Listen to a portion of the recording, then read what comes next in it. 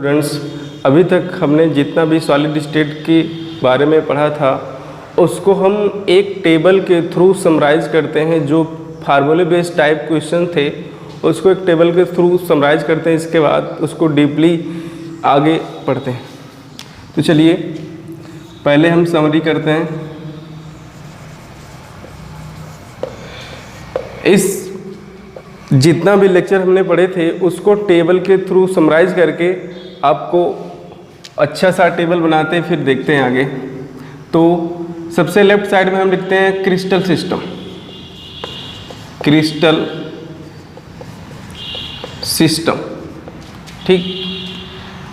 फिर आगे rank. Rank का मतलब आप समझते हैं numbers of atom per unit cell, जो कि पिछले लेक्चर में आप देखे थे, और जिसको ना समझ में आया वो जाके पिछला लेक्चर देख लेगा। फिर relation is length and radius, a and r में रिलेशन देखते हैं, सॉरी स्मॉल आर। फिर नेक्स्ट आपका पैकिंग इफिशियंसी।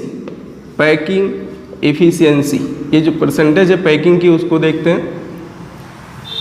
फिर लास्ट वाइड प्लेस की पैकिंग इफिशियंसी देखते हैं, वाइड परसेंटेज, ठीक। तो क्रिस्टल सिस्टम में सबसे पहले हम देखते हैं सिंपल क्यूबिक यूनिट सेल। क्या देखते हैं? Simple cubic unit cell. पहला सिंपल क्यूबिक यूनिट सेल, या फिर इसको आप प्रिमिटिव सेल भी बोलते हैं, सिंपल क्यूबिक यूनिट सेल, या फिर इसका एक नाम और है प्रिमिटिव सेल, ठीक। तो पहला आपका जो सिंपल क्यूबिक यूनिट सेल है, ये पहला क्रिस्टल सिस्टम है। इसका रैंक कितना होता है? सिंपल क्यूबिक यूनिट सेल का जो रैंक होता है वो कितना होता है? वो 1 होता है। आपको पता है 1 ये कॉर्नर के रिस्पेक्ट में होता है। रैंक का मतलब numbers of atom per unit cell, जो कि आपका ये टॉपिक पिछले लेक्चर में पढ़ाया गया है, आप उसको अच्छे से जाके देख लीजिए। तो यहाँ से सिंपल क्यूबिक यूनिट सेल का जो रैंक है वो कितना होता है? 1 होता है। ए एंड आर, इसका मतलब ए का मतलब होता है इज लेंथ और आर का मतलब होता है एटम का रेडियस। तो इज लेंथ और रेडियस के बीच सिंपल क्यूबिक यूनिट सेल के लिए जो रिलेशन था वो आपने कैलकुलेट किया था पिछले लेक्चर में, वो था A is equal to R. A is equal कितना था? 2r, या फिर इसको आप r is equal a by 2 के टर्म में भी लिख सकते हैं, ठीक। तो यहाँ से सिंपल क्यूबिक यूनिट सेल का जो रिलेशन a एंड r के बीच जो रिलेशन था, a is equal to r था। इसकी पैकिंग इफिशियंसी कितनी थी? आप पैकिंग इफिशियंसी पढ़े थे। पैकिंग इफिशियंसी इज इक्वल बताया गया था volume occupied by unit cell divided by volume of unit cell. तो यहाँ से जब आप कैलकुलेट किए थे सिंपल क्यूबिक यूनिट सेल की जो पैकिंग इफिशियंसी आई थी वो 52% आई थी।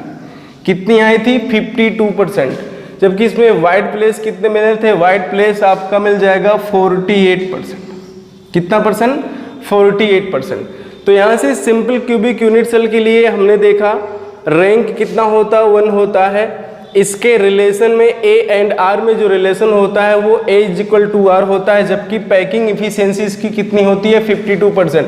बाकी जो वाइड प्लेस होता है अर्थात खाली स्थान होता है उसको वो कितना होता है? 48% होता है।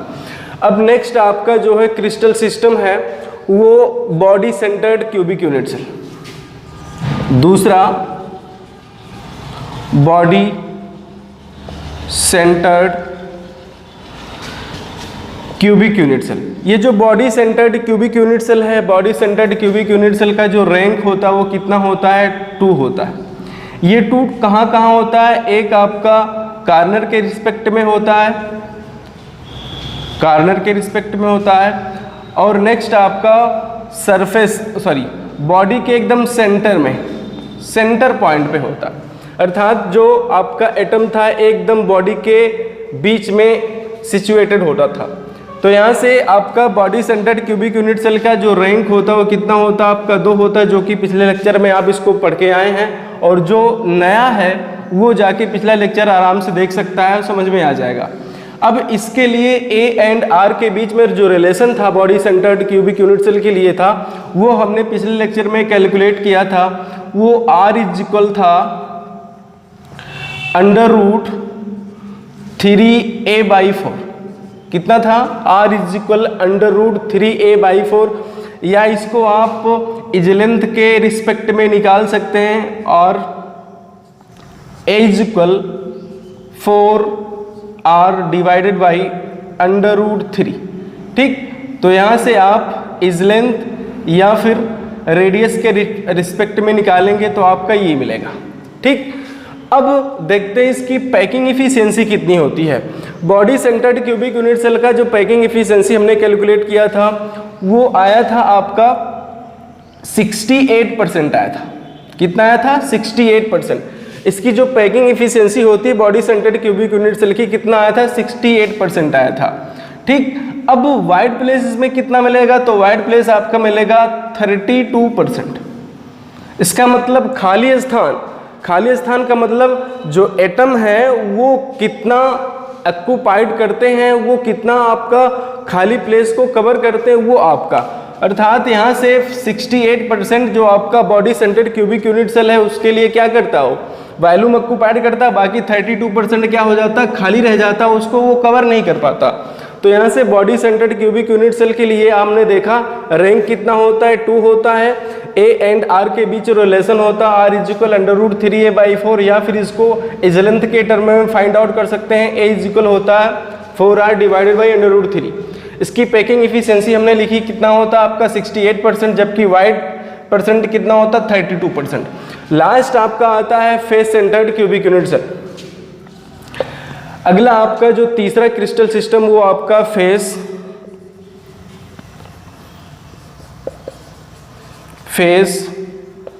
Centred cubic unit cell. ये जो face centred cubic unit cell है इसका रैंक कितना होता है? तो आप सभी को पता होगा face centred cubic unit cell का जो रैंक होता है वो कितना होता? 4 होता।